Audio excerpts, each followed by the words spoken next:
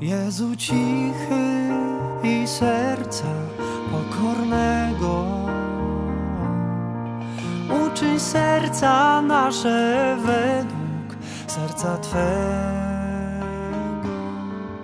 Kontemplacyjne spojrzenie na świat. Widzieć świat tak, jak widzi go Pan Bóg.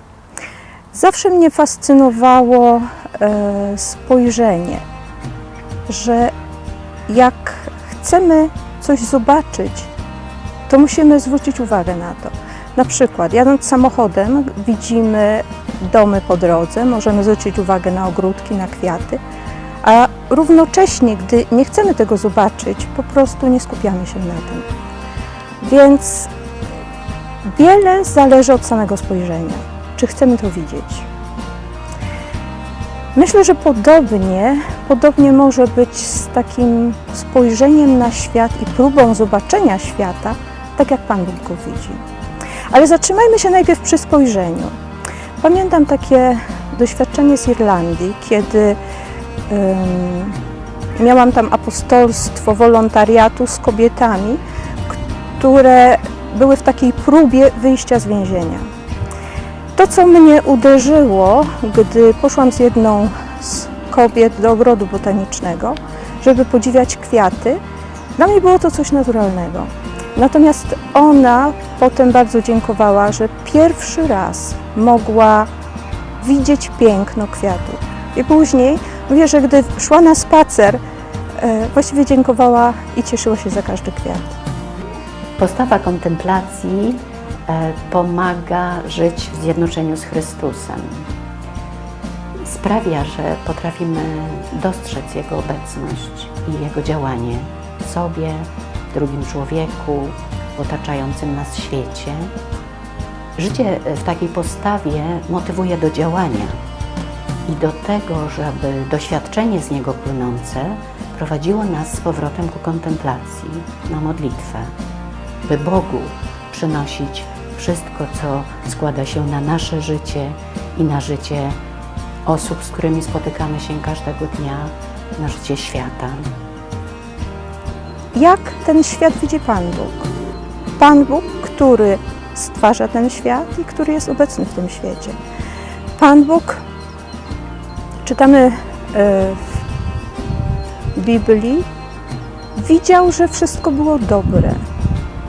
Natomiast gdy stworzył człowieka, że było bardzo dobre.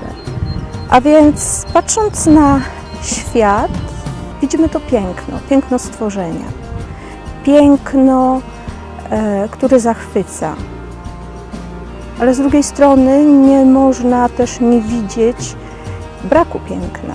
Nie można też nie zobaczyć tego zła czy tej brzydoty, które jest obecne.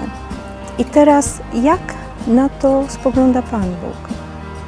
Gdy myślałam o tym, przypomniałam sobie Jezusa wiszącego na krzyżu, który w tym momencie modlił się: Ojcze, odpuść im, bo nie wiedzą, co czynią.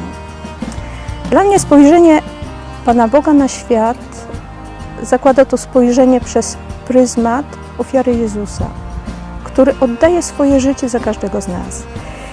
I to spojrzenie pokazuje, jak cenny dla Pana Boga jest każdy człowiek, ponieważ jest odkupiony krwią Jego Syna. W katechizmie Kościoła katolickiego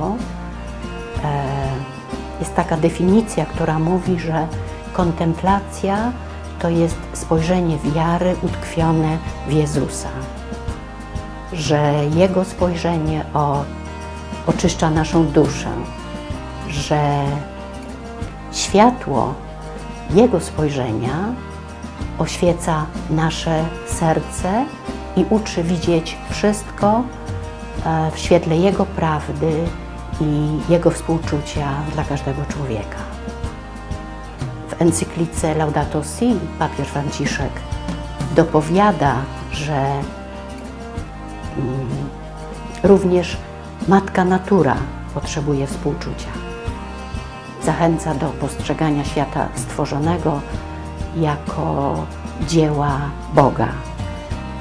i do tego, by korzystać z zasobów tego świata z troskliwą miłością i z poczuciem odpowiedzialności za ten Boży dar. Według świętej Magdaleny Zofii kontemplacja i działanie są ze sobą bardziej niż zjednoczone. Są w sobie zanurzone i motywują się wzajemnie. Przywołując obraz ewangeliczny, możemy mówić o Marcie zanurzonej w Marii, o czerpaniu inspiracji z modlitwy i z życia, po to, by podejmować konkretne działania. Patrzeć oczyma wiary znaczy widzieć więcej i głębiej. Znaczy dostrzegać